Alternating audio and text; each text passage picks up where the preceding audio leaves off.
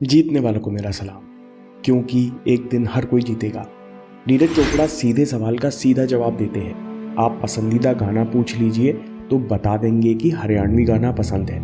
English में सवाल पूछिए तो विनम्रता से बोलेंगे कि हिंदी में सवाल पूछ लो। साथ में इतने चतुर भी हैं कि कठिन सवालों का सदा हुआ जवाब देते हैं। अगर आप सहयोग की बात करें तो नीरज चोपड़ा आर्मी, JSW और एसोसिएशन का टीम एफर्ट बताते हैं। जब माता पिता की भूमिका के बारे में बात करें तो पहले संयुक्त परिवार यानी जॉइंट फैमिली और चाचा का नाम जरूर लेते हैं। नीरज चोपड़ा से जब पूछा गया कि आप 23 साल की उम्र में इतने मैच्योर्ड कैसे हैं, तो वो आपको बड़ा सटीक जवाब देते हैं कि मुझे बाकी चीज़ों के बारे में नहीं पता, लेकिन स्पोर्ट्स के बारे में कुछ जानकारी है। मेरे सीनियर्स ने मेरा छोटे भाई की तरह ख्याल रखा, मुझे खेल के बारे में सिखाते रहे। साथ में चोट लगने और बाहर इंटरनेशनल खेलने से बहुत एक्सपोजर मिलता है। नीरज कहते हैं कि जो भी आपके जीवन में होता है वो आपको बहुत कुछ सिखा कर जाता है।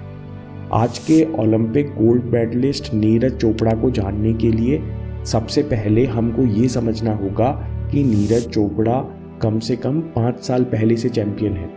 आज जो हम देख रहे हैं वो इनका अनुभव से भरा हुआ रूप है। नीरज चोपड़ा का जन्म किसानों के परिवार और छोटे से गांव में हुआ।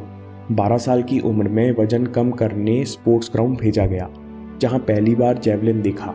जब थोड़े पतले हुए तो उन्होंने जेवलिन फेंककर अपने सीनियर को प्रभावित किया। 13 साल की उम्र में घर छोड़कर पानीपत में कमरा लेकर वे सीनियर के साथ रहने लगे। फिर खेल बढ़ा तो अगले साल पंचकुला चले गए। उनके बचपन के कोच कहते हैं कि एक बार नीरज को समझ आ जाए कि ये करना है तो वो करके ही रहता है। इस मानसिकता के कारण नीरज कभी कंफ्यूज नहीं हुए और खेल में आगे बढ़ते चले गए। वैसे तो नेशनल रिकॉर्ड नीरज ने पहले ही तोड़ दिए थे, लेकिन वे नज़रों में तब आ गए जब उन्होंने 2016 जूनियर वर्ल्ड रिकॉर्ड तोड़ दिया। उसके बाद 2017 एशियन गेम्स में गोल्ड जीता, फिर 2018 कॉमनवेल्थ गेम्स और एशियन गेम्स में दोबारा गोल्ड जीता। उनके कोच उव हॉर्न कहते हैं कि अधिकतर एथलीट्स जूनियर लेवल पर अच्छा प्रदर्शन करने के बाद पीछे रह जाते हैं, लेकिन हम सबको नीरज से आशाएं थी क्योंकि नीरज का खेल सोफिस्टिकेटेड तरीके से बढ़ता जा रहा था। कोच कहते हैं कि नीरज की दूसरी खासियत है कि वो कंपटीशन में अच्छा खेलते हैं, उनका मन स्थिर रहता है और वो विश्वास से भरे रहते हैं। नीरज कहते हैं कि अच्छी ट्रेनिंग से कॉन्फिडेंस मिलता है। अगर आपको कॉन्फिडेंस के साथ कंपटीशन में उतरना है तो उससे पहले आपको ट्रेनिंग बहुत अच्छी करनी पड़ेगी। छोटी छोटी चीज़ों पर महीनों काम होता है, सालों फिटनेस और स्ट्रेंथ की ट्रेनिंग होती है। अगर इस ट्रेनिंग में कोई कसर रह जाए तो आप पॉजिटिव तरीके से मैदान पे नहीं उतर सकते। 2018 में स्पोर्ट्स स्टार का इंटरव्यू नीरज चोपड़ा साहब का सबसे फ्रैंक इंटरव्यू है। वे कहते हैं कि वैसे तो मैं मेडल का प्रेशर नहीं लेता, लेकिन एक बार मैं फंस गया। जूनियर चैंपियनशिप के क्वालिफाइंग राउंड में वर्ल्ड रिकॉर्ड तोड़ा तो आयोजनकर्ताओं ने उसी दिन पोडियम लगा के वर्ल्ड रिकॉर्ड की ट्रॉफी दिलवा दी। अगले दिन सबको गोल्ड की बहुत उम्मीद हो गई थी, लेकिन अगले दिन थ्रो उतनी दूर नहीं जा रही थी। उस दिन मैं बहुत प्रेशर में आ गया। फिर किसी तरह आखिरी थ्रो में से एक थ्रो अच्छा गया और हम जीत गए। नीरज चोपड़ा से पूछा गया कि आप मेंटली तैयारी कैसे करते हो। नीरज कहते हैं कि फिनलैंड और जर्मनी में जेवलिन का अच्छा माहौल है। मैंने इन दोनों जगह ट्रेनिंग की है। आपके सामने वर्ल्ड क्लास एथलीट्स तैयारी करते हैं। मैं ट्रेनिंग के समय ये नहीं सोचता कि मुझे ये सामने वाला प्लेयर हराना है। कंपटीशन के दौरान भी अपने खेल पर ध्यान रहता है कि अगले थ्रो में क्या करना है या अगला थ्रो कैसे बेहतर कर सकते हैं, और इसके लिए कोई स्पेशल टेक्निक नहीं होती क्योंकि हम ये प्रोसेस ट्रेनिंग के दौरान भी करते रहते हैं, तो कंपटीशन में अपने आप हो जाती है। नीरज कहते हैं कि मैंने सच्चे मन से मेहनत की है। देश विदेश के कैंप्स में ट्रेनिंग करने के कारण नीरज ज़्यादा घर नहीं रुक पाते। एक बार तो साल में केवल कुछ घंटों के लिए ही घर आ पाए थे। नीरज कहते हैं कि गांव में ट्रेनिंग नहीं हो पाती और बिना ट्रेनिंग के मेरा मन नहीं लगता, तो घर वाले खुद कहते हैं कि तुम जाओ और मेहनत करो। नीरज दूसरे इंटरव्यू में कहते हैं कि मैं कभी दूसरे एथलीट की ट्रेनिंग देखकर डिस्ट्रैक्ट नहीं होता कि मुझे ये नया वाला वर्कआउट करना है। जो ट्रेनर और कोच कराते हैं वो मैं ईमानदारी से बिना शिकायत के 100% करता हूँ। अगली खास बात जो हम उनके वर्क एथिक्स से मिस नहीं कर सकते वो है ग्रोथ माइंडसेट। नीरज एक इंटरव्यू में कहते हैं कि जब इंजरी आती है तो खिलाड़ी को बहुत कुछ सिखा के जाती है। नीरज उन लोगों में से हैं जो विश्वास करते हैं कि हर चैलेंज उनके लिए आगे बढ़ने का मौका है। नीरज अपने बचपन को लेकर कहते हैं कि स्ट्रगल होना चाहिए, तभी भूख बढ़ती है और इंसान पूरी लगन से काम करता है। शुरू में डाइट, न्यूट्रिशन और ट्रेनिंग के बारे में कुछ ज़्यादा पता नहीं होता था। स्टेडियम भी गांव से दूर था, आने जाने में बहुत समय लग जाता था। उस समय एक लगन हो गई थी कि ये तो करके ही रहना है।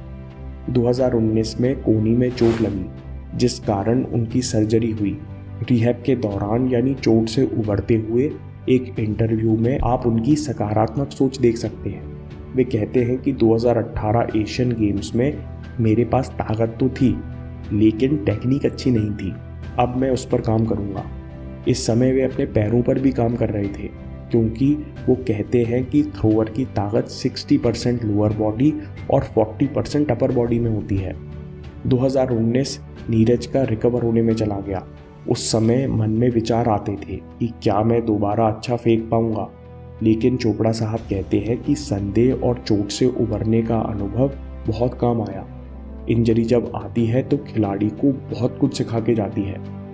नीरज कहते हैं कि टेक्निक बहुत मायने रखती है, तभी आप बिना चोट खाए कंसिस्टेंटली खेल सकते हैं और कंसिस्टेंसी से कॉन्फिडेंस बनता है।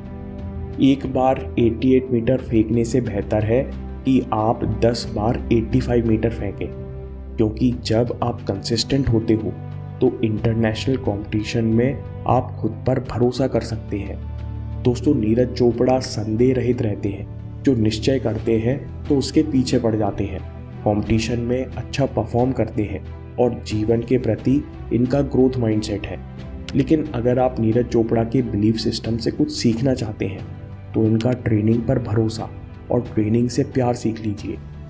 ओलंपिक्स के बाद जब भी नीरज साहब से इस तरह के सवाल पूछे गए कि आपका अगला लक्ष्य क्या है, 90 मीटर कब करना है या अगली वर्ल्ड चैंपियनशिप जीतना है, 2024 में तो एक गोल्ड मेडल और पक्का है, तो नीरज चोपड़ा कहते हैं कि मेरा टारगेट है कि मैं अच्छी ट्रेनिंग करता रहूं, कंपटीशन में 100% दे पाऊं, इससे ज़्यादा मैं अपने ऊपर प्रेशर नहीं लेता।